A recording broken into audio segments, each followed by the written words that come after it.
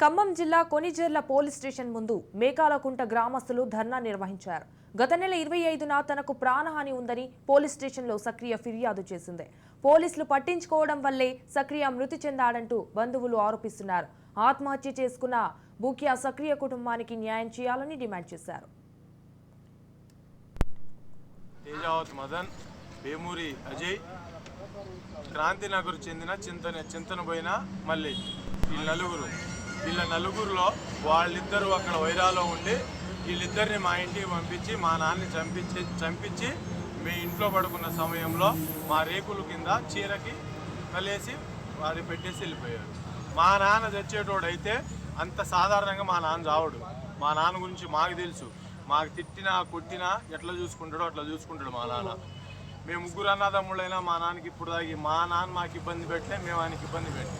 ఒకవేళ మా నాన్న చనిపోయేటోడు అయితే గురేసుకొని చనిపోయిందంటే కింద చీర కాళ్ళ ఆనుంది. చనిపోయేటోడైతే నాలుగు బయటికి తీయాలా, లేకపోతే ఏదైనా గుర్తులు ఉండాలి, అది ఉచ్చు బిగించుకున్నట్టు తాడేలు ఉండాలి. అట్లాంటిది ఏమీ లేదు. చంపేసి రెండు మూడు అడుగులు మనిషి చనిపోతారా?